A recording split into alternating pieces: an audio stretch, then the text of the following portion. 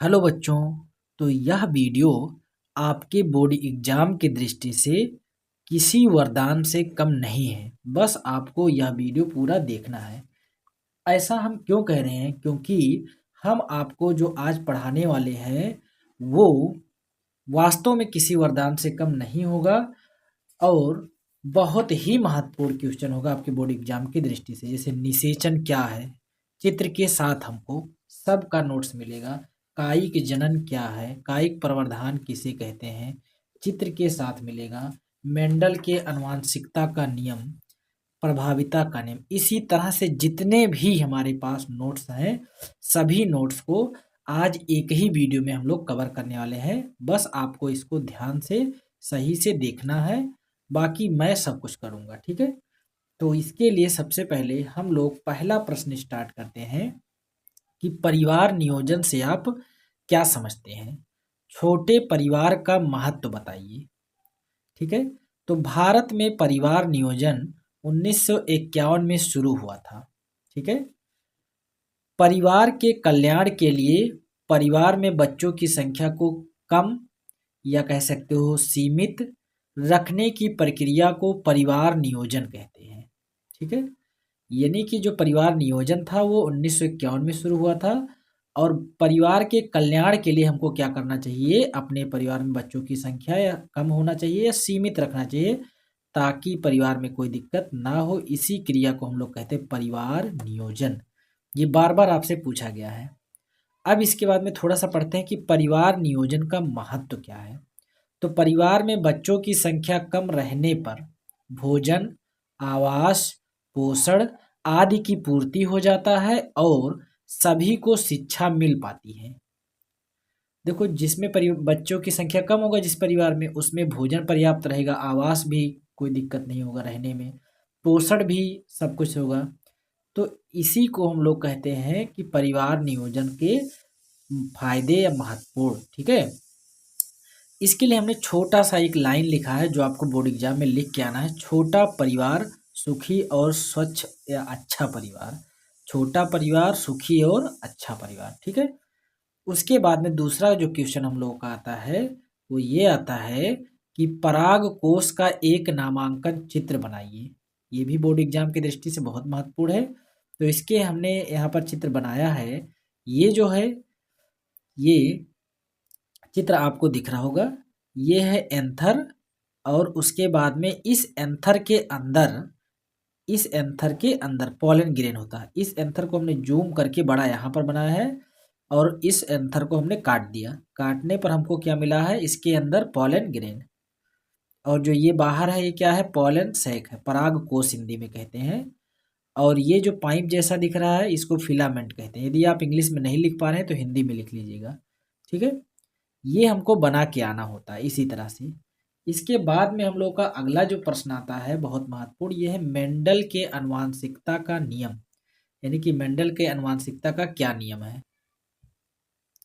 Gregor John Mendel ने अपने दो प्रयोग, एक संकर संकरण तथा द्विसंकर संकरण के आधार पर वंशागति लक्षणों का एक पीढ़ी से दूसरे पीढ़ी में प्रकट होने यानी कि दिखाई देने के संबंध में 3 नियम दिया जिसे मेंडल के आनुवंशिकता का नियम कहते हैं। मेंडल ने एक संकर क्रॉस और द्विसंकर क्रॉस करा के या संकरण करा के उसके आधार पर बताया कि कौन से पौधे का लक्षण अगले पीढ़ी में उसके बच्चे में दिखाई देगा। इसी जो नियम है इसी को हम लोग क्या कहते हैं? मेंडल का नियम कहते हैं। ये 3 नियम था। सबसे पहला जो नियम इन्होंने बताया था वो प्रभाविता का नियम बताया था, लॉ ऑफ डोमिनेंसी, ठीक है? दूसरा नियम बताया था पृथक्करण का नियम, लॉ ऑफ सेग्रीगेशन। तीसरा नियम बताया था इन्होंने स्वतंत्र अवयवहन का नियम, लॉ ऑफ इंडिपेंडेंस असॉर्टमेंट, ठीक है? ये तीनों नियम मेंडल ने दिया था और सबसे ज़्यादा बार जो पूछा जाता है प्रभाविता का नियम और पृथक्करण का नियम। तो सबसे पहले हम लोग पढ़ते हैं प्रभाविता का नियम, ठीक है? इस नियम अनुसार जब किसी विपरीत लक्षण वाले एक जोड़ी को आपस में क्रॉस कराया जाता है तो पहले पीढ़ी में केवल प्रभावी लक्षण ही दिखाई देते हैं। देखो इस नियम अनुसार क्या होता है, जब दो लक्षण वाले, जैसे मान लेते हैं एक लंबा पौधा है, उसका जो जीन है टी है, और बौने पौधे का है स्मॉल टी।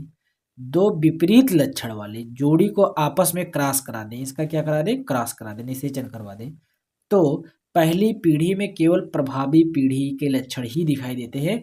मतलब केवल लंबे पौधे का ही लक्षण दिखाई देगा, कोई बौना पौधा नहीं होगा। क्यों?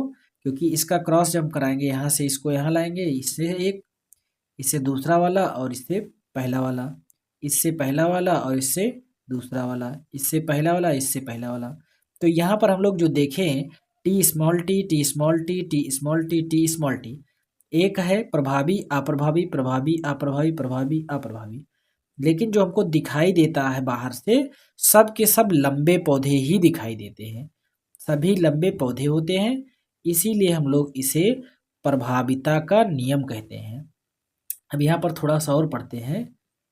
जीन की इस प्रक्रिया को प्रभाविता का नियम कहते हैं। उदाहरण के लिए अगर हम लोग देखें तो उदाहरण में क्या होगा, जब किसी लंबे पौधे कैपिटल टी तथा बौने पौधे स्मॉल टी को क्रॉस कराते हैं, संकरण कराते हैं, तो केवल लंबा पौधा ही प्रथम पीढ़ी में दिखाई देता है या मिलता है। यानी कि हम लोग बौने पौधे को और लंबे पौधे को और बौने पौधे को क्रॉस कराते हैं, तो पहली पीढ़ी जो होती है उसमें हमको केवल केवल लंबे पौधे ही दिखाई देते हैं। इसी को कहते हैं प्रभाविता का नियम।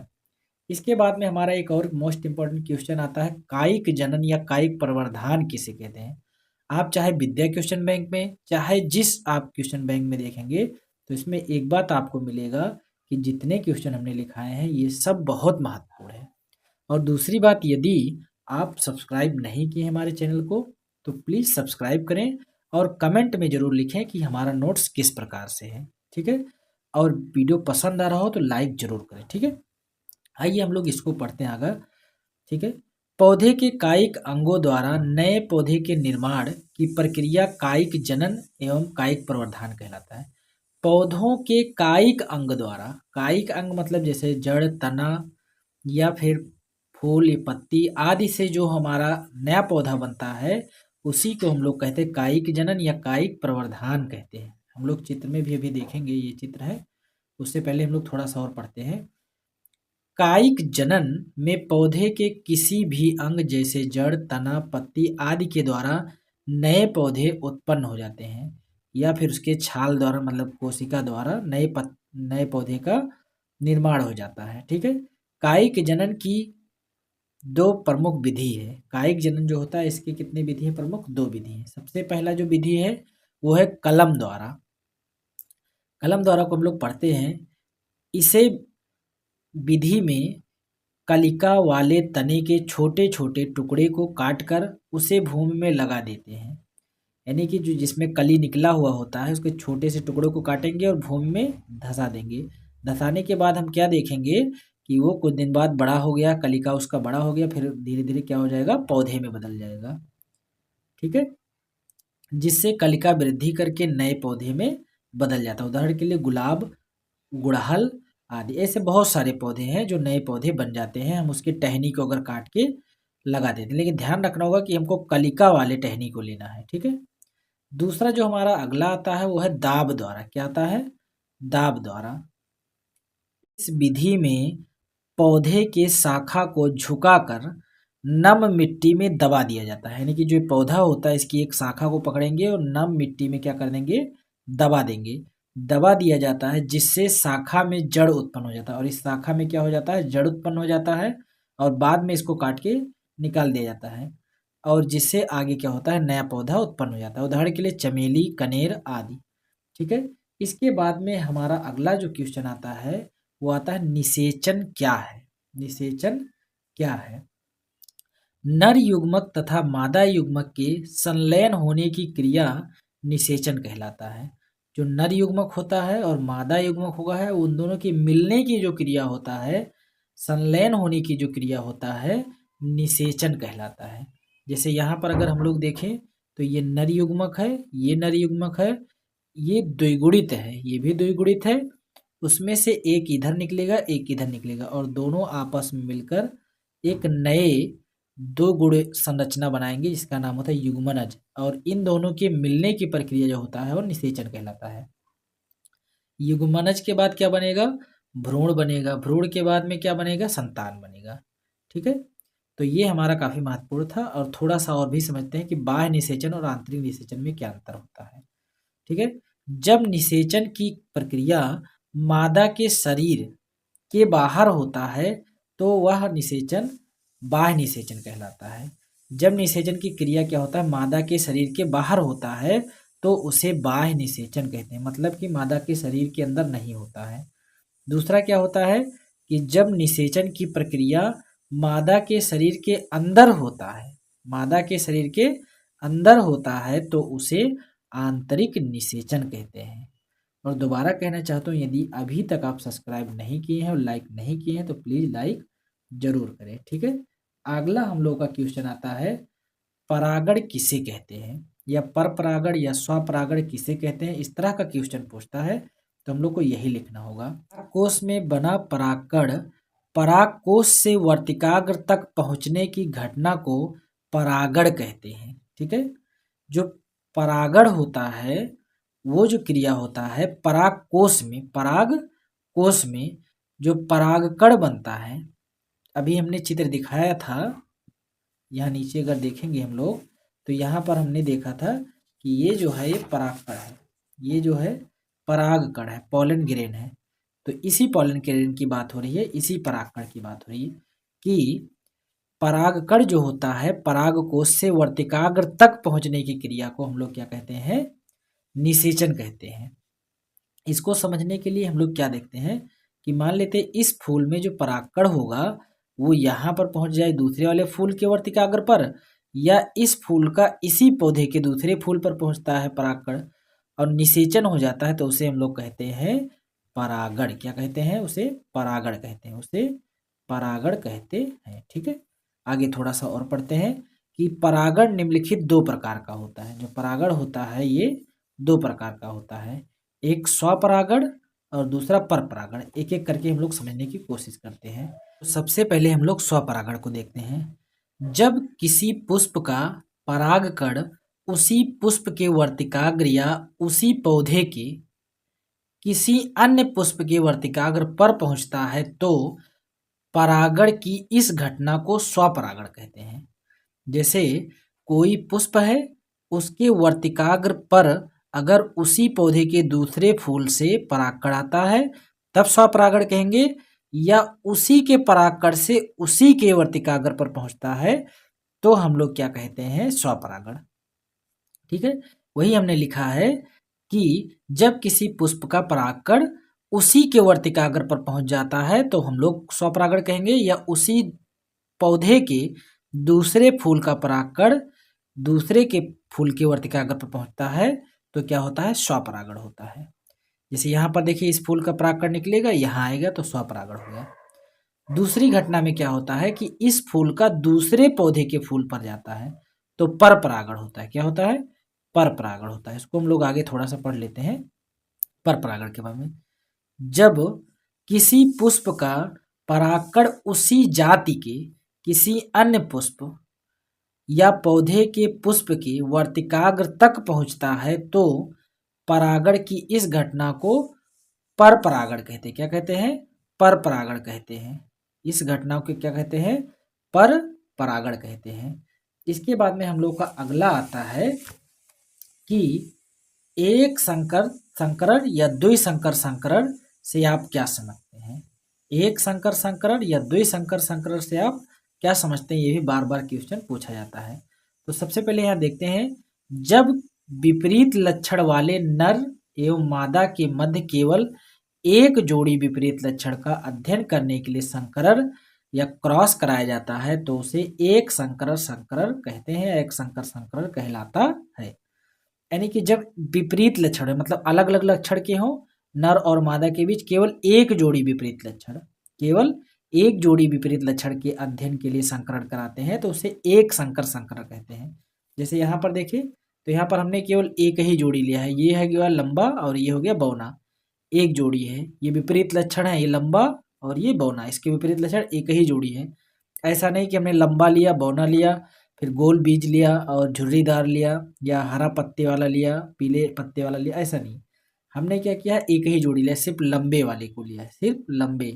ठीक है, तो वही हमने लिखा है एक संकर संकरण कहलाता है। दूसरा क्या होता है, जब विपरीत लक्षण वाले नर एवं मादा युग्मक के मध्य दो जोड़ी विपरीत लक्षण का अध्ययन करने के लिए संकरण कराया जाता है तो उसे द्विसंकर संकरण कहते हैं। जैसे हमने यहाँ पर क्या लिया, लंबा पौधा ले लिया और बौना पौधा लिया, तो एक जो एक हो गया। अब इसके बाद में हम क्या ले लें, गोल बीज वाला और झुर्रीदार बीज वाला, या फिर हम ले ले ग्रीन फ्लावर और सफ़ेद फ्लावर।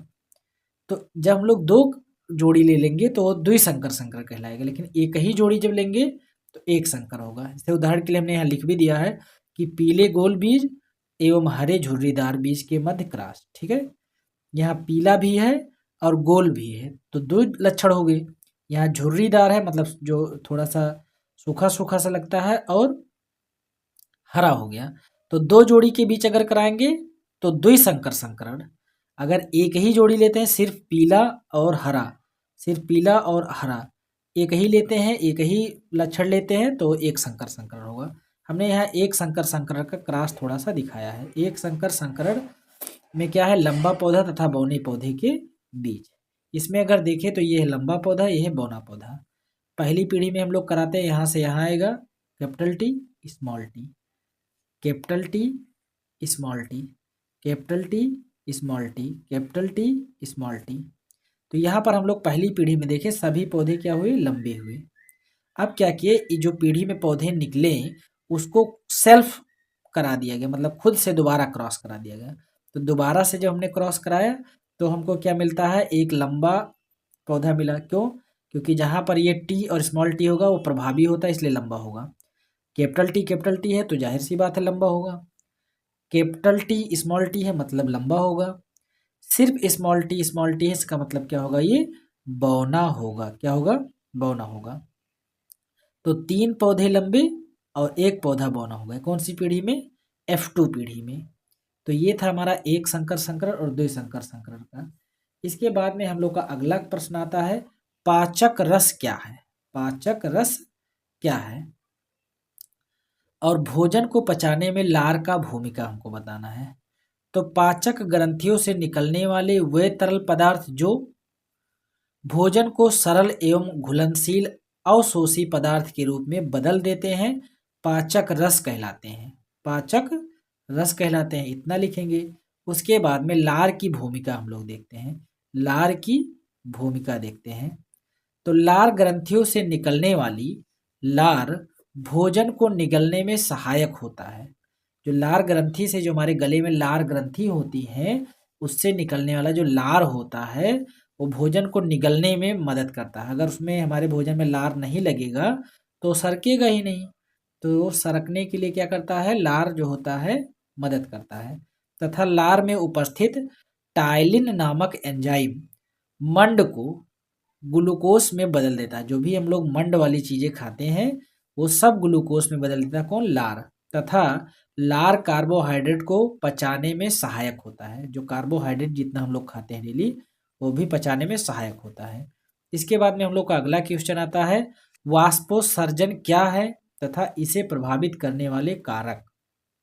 ठीक है, वाष्पोत्सर्जन वह प्रक्रिया है जिसके द्वारा पौधों अपने वायवीय भागों से, पौधे जो होते हैं अपने वायवीय भागों से, जो हवा में उनके भाग है, जल को वाष्प के रूप में वायुमंडल में उत्सर्जित कर देते हैं। वायुमंडल में उत्सर्जित कर देते हैं, वायुमंडल में उत्सर्जित कर देते हैं और अपने तापमान को संतुलित करते हैं।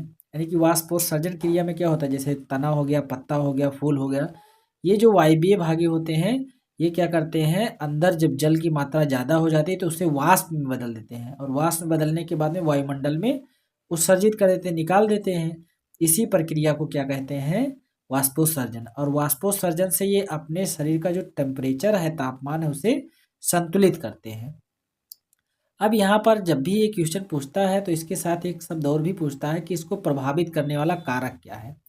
तो प्रभावित करने वाले कारक को हमने नीचे लिखा है, वायुमंडल में नमी बढ़ने पर वाष्पोत्सर्जन कम होता है। जब वायुमंडल में नर्म होता है यानी कि नमी होता है तो क्या होता है, वाष्पोत्सर्जन की प्रक्रिया कम होती है। जैसे बारिश के महीने में वाष्पोत्सर्जन कम होगा, क्यों? क्योंकि वायुमंडल पहले से ही नम है, तो वाष्पोत्सर्जन नहीं होगा। वायुमंडल में ताप बढ़ने पर, हवा चलने पर, आंधी आने पर वाष्पोत्सर्जन बढ़ जाता है। जैसे ताप ज़्यादा होगा, गर्मी का सीजन आ गया तो वाष्पोत्सर्जन ज़्यादा होगा। हवा तेज चलने लगा तब भी वाष्पोत्सर्जन ज़्यादा होगा। आंधी आ गया तब भी वाष्पोत्सर्जन ज़्यादा होगा। ठीक है। इसके बाद में तीसरा हमने लिखा है, पत्तियों पर रंध्रों की संख्या अधिक होने पर वाष्पोत्सर्जन अधिक होता है। जो पत्ती होता है, पत्ती पे छोटे छोटे क्या पाए जाते हैं, रंध्र पाए जाते हैं। उन रंध्र की संख्या अगर बढ़ जाती है, उन रंध्रों की संख्या यदि बढ़ जाती है तो वाष्पोत्सर्जन अधिक होता है। ऐसे दिन में वाष्पोत्सर्जन अधिक होता है, रात्रि में कम होता है। क्यों? क्योंकि दिन में रंध्र जो होते हैं वो खुले हुए रहते हैं, रात्रि में ज़्यादातर पौधे के रंध्र बंद हो जाते हैं, तो दिन में वाष्पोत्सर्जन की प्रक्रिया ज़्यादा होता है। ठीक है, ये हमारा मोस्ट इम्पोर्टेंट था। और भी हम लोग आगे पढ़ते हैं कि पोषण क्या है। और दूसरी बात, यदि आप लोग को पसंद आ रहा है वीडियो तो आप लाइक कमेंट जरूर करें, और सब्सक्राइब नहीं किया तो सब्सक्राइब जरूर करें। ठीक है। अगला क्वेश्चन हम लोग का है, पोषण क्या है और पोषण की आवश्यकता क्यों पड़ती है। ये सब क्वेश्चन बहुत महत्वपूर्ण है। तो वह प्रक्रिया जिसके द्वारा जीव प्राप्त भोजन से, जो भी हम उनको भोजन मिलता है, प्राप्त भोजन से तथा भोजन को ग्रहण करने के पचाते हैं, अवशोषित करते हैं और ऊर्जा वृद्धि, विकास और शारीरिक बीमारियों से लड़ते हैं, पोषण कहलाता है। देखो, पोषण का मतलब सिर्फ इतना सा है कि हमको जो भी भोजन मिलता है उस भोजन को पचाना, अवशोषित करना, उससे ऊर्जा निकालना, वृद्धि करना, विकास करना, शारीरिक बीमारियों से लड़ने की जो सब पूरी प्रक्रिया होती है, इसे पोषण कहते हैं। क्या कहते हैं? पोषण कहते हैं। पोषण की आवश्यकता क्यों पड़ी, उसको थोड़ा सा देखते हैं। तो पोषण द्वारा ही हमारे शरीर का वृद्धि एवं विकास होता है तथा हम अनेक बीमारियों से बचते हैं। अगर हमारा शरीर पोषित नहीं होगा, हमारे शरीर का पोषण नहीं होगा, तो हम बीमारियों से नहीं लड़ सकते हैं, हमारे शरीर की वृद्धि नहीं होगा, विकास नहीं होगा। और दूसरा है, हम लोग का पोषण से ही हमारे शरीर को ऊर्जा प्राप्त होता है, तभी हम लोग चलते हैं, दौड़ते हैं, साइकिल चलाते हैं, इधर उधर जाते हैं। ठीक है, जिससे हम अपने दैनिक जीवन को, कार्य को संपन्न करते हैं, दैनिक जीवन का जो कार्य होता है उसे संपन्न करते हैं। और जो पोषण होता है वो दो प्रकार का होता है, स्वपोषण यानी कि बोलते हैं ऑटोट्रॉफिक न्यूट्रिशन, और दूसरा होता है परपोषण, हेट्रोट्रॉफिक न्यूट्रिशन, हेट्रोट्रॉफिक न्यूट्रिशन। ठीक है, तो ये दोनों हमारा था। इसके बाद में हम लोग का अगला क्वेश्चन आता है, निकट दृष्टि दोष क्या है। निकट दृष्टि दोष से आप क्या समझते हैं? तो निकट दृष्टि दोष को पढ़ते हैं। जब किसी व्यक्ति को निकट की दृष्टि दोष हो जाता है तो उसे पास की वस्तुएं स्पष्ट दिखाई देती हैं, लेकिन दूर की वस्तुएं स्पष्ट नहीं दिखाई देती हैं, तो इसे निकट दृष्टि दोष कहते हैं। मतलब जिस व्यक्ति को पास की वस्तु जो होगा वो तो सही दिखाई देता है, पास की जो वस्तु होगा वो स्पष्ट दिखाई देगा, लेकिन दूर की वस्तु स्पष्ट नहीं दिखाई देती है, तो उसे हम लोग कहते हैं निकट दृष्टि, मतलब निकट का दिखाई देता है और दूर का दोष होता है। ठीक है, निकट दृष्टि दोष होता है। इस प्रकार की दृष्टि दोष में नेत्र लेंस तथा रेटिना के बीच की दूरी बढ़ने से होता है। जो इस प्रकार की दृष्टि दोष होता है वो किसके कारण होता है? नेत्र का लेंस और रेटिना के बीच की जो दूरी है वो बढ़ने से होता है, उसके बढ़ने से होता है। देखिए यहाँ थोड़ा सा हमने लिखा है, इस दृष्टि दोष में प्रतिबिंब रेटिना और प्रतिबिंब रेटिना पर ना बनकर गोलक के बीच में बिंदु P पर बन जाता है। ठीक है, यानी कि रेटिना पर ये बनना था P वाले को, लेकिन कहाँ बन गया? गोलक के बीच में बन गया, जिस कारण से हमको स्पष्ट नहीं दिखाई देता है। इसके लिए हम लोग क्या करते हैं कि लेंस ले आते हैं, लेंस लगाते हैं, तो ये जो P पर बनना था ये यहाँ बनने लगेगा, यहाँ P पर बनना था R पर बनने लगा, फिर हमको दिखाई देने लगता है। इसको हमने लिखा भी है यहाँ पर, निवारण। क्या लिखा है हमने? निवारण। इस दृष्टि दोष के निवारण के लिए उचित अवतल लेंस की आवश्यकता होती है, जो प्रतिबिंब को रेटिना पर फोकस करे, जो प्रतिबिंब को रेटिना पर फोकस करे। इसके बाद में हम लोग का अगला जो आता है वो आता है दूरदृष्टि दोष। यानी कि दूरदृष्टि दोष क्या है? अब इसका मतलब, इसको दूर दृष्टि, दूर का चीज दिखाई देता है लेकिन पास की नहीं दिखाई देगा। जब किसी व्यक्ति को दूर की वस्तु स्पष्ट दिखाई देती है लेकिन पास की वस्तु स्पष्ट नहीं दिखाई देती है, तो उसे दूरदृष्टि दोष कहते हैं। इस प्रकार की दृष्टि दोष नेत्र लेंस तथा रेटिना के बीच दूरी घटने से होता है। यानी कि जो नेत्र का लेंस है और रेटिना है उसके बीच की दूरी जो होता है घट जाता है। जब घट जाता है, इसको यहाँ तक होना चाहिए था, दूरी घटने से हो जाता है। ठीक है, इसके लिए भी हम लोग लेंस का उपयोग करते हैं। तो इस दृष्टि दोष से पीड़ित व्यक्ति का न्यूनतम बिंदु 25 सेंटीमीटर से बढ़ जाता है।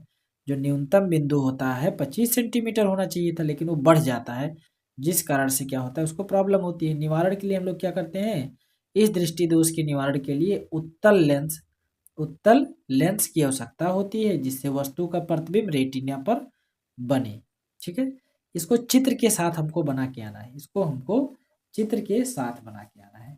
इसके बाद में हम लोग का अगला आता है खाद्य जाल क्या है। खाद्य जाल क्या है, इसको हम लोग पढ़ते हैं कि खाद्य जाल क्या है। सभी जीव जंतु अपने भोजन के लिए एक दूसरे पर निर्भर होते हैं और अपना भोजन एक दूसरे का शिकार करके पूर्ति करते हैं, जिससे एक श्रृंखला का निर्माण होता है, जिसे खाद्य श्रृंखला कहते हैं। जैसे क्या होता है कि हरे पौधा सूर्य से एनर्जी लिया, उसको कीड़े मकोड़े ने खाया, फिर कीड़े मकोड़े को कौन खाया, मेढक ने खाया, को किसने खाया, सांप ने, सांप को किसने, बाज ने। तो क्या होगा, ये एक लाइन बन गई, एक चैन बन गया। इस चैन को क्या कहते हैं, खाद्य श्रृंखला कहते हैं। खाद्य श्रृंखला, एक श्रृंखला बना जिसे कहते हैं खाद्य श्रृंखला। ऐसे दूसरा खाद्य श्रृंखला देखें तो शैवाल होता है, पानी में जो पाया जाता है। तो उससे कौन खाएगी, छोटी मछलियां खाएंगी। छोटी मछलियां को कौन खाएगा, बड़ी मछलियां। बड़ी मछली को कौन खाएगा, बगुला या बतख खाएगा। तो ये एक खाद्य श्रृंखला हो गया। ऐसे बहुत सारे खाद्य श्रृंखला हो गया कि हरे पौधे को खाएगा टिड्डा, टिड्डा को खाएगा मेढक, और मेढक को खाएगा सांप, सांप को खाएगा बाज, बाज को फिर जो भी कौन खाने वाला वो खाएगा। ठीक है, तो ऐसे कई सारे जब खाद्य श्रृंखलाएं आपस में मिल जाती हैं तब खाद्य जाल बनता है। क्या बनता है, खाद्य जाल बनता है। जब कई खाद्य श्रृंखलाएं एक साथ मिल जाती हैं तो खाद्य जाल का निर्माण होता है।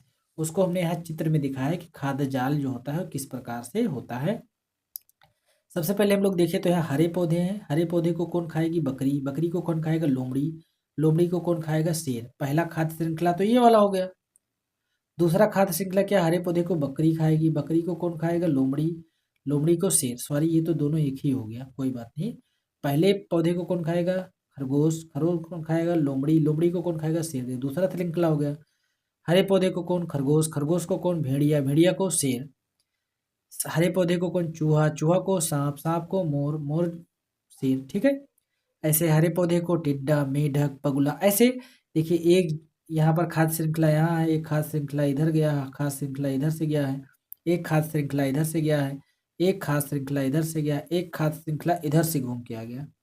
ये सभी जब खाद्य श्रृंखलाएं आपस में मिलती हैं तो हमारे खाद्य जाल का निर्माण होता है।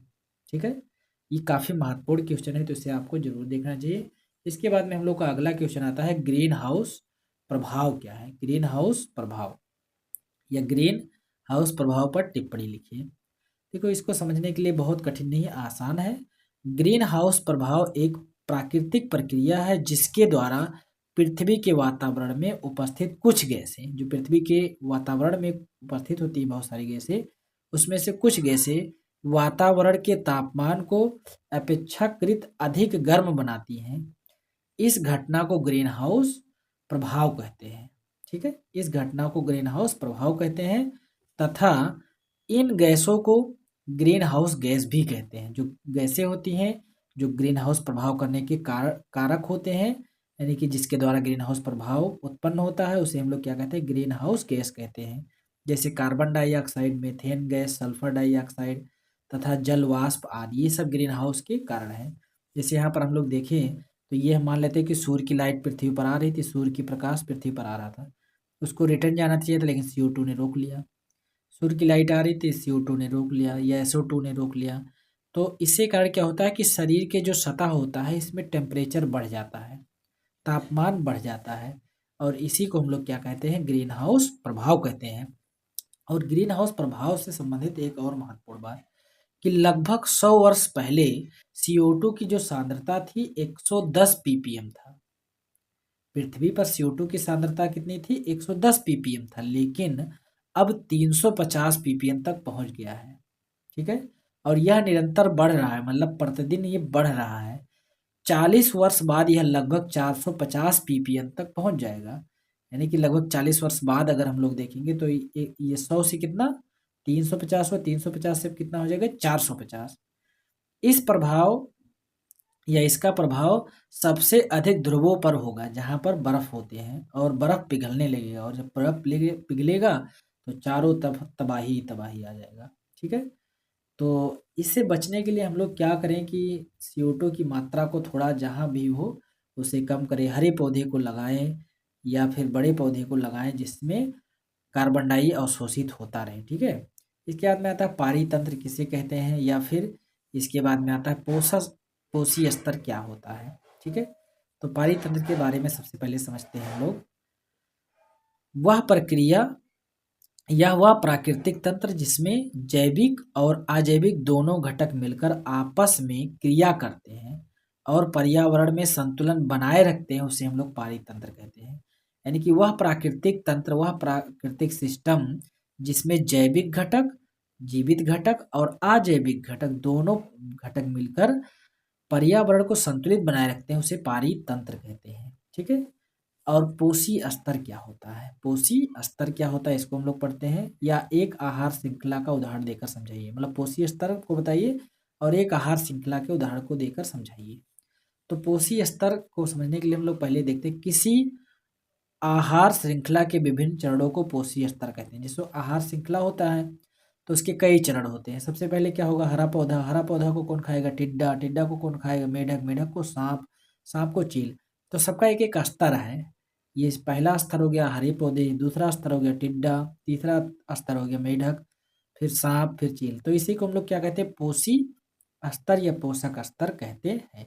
ये चित्र में हमने दिखाया है, और ये आपका हो जाएगा एक आहार श्रृंखला। हमने आहार श्रृंखला को और भी दिखा दिया आसान भाषा में कि घास है, घास को खाएगा हिरन, हिरन को खाएगा शेर। ठीक है, ये एक आहार श्रृंखला, ऐसे हमने पहले भी इस आहार श्रृंखला के बारे में बताया है। आप उसमें से किसी को भी लिख सकते हैं। इसके बाद में हम लोग का आता है जीन की परिभाषा, यानी कि जीन की परिभाषा हमको बताना है।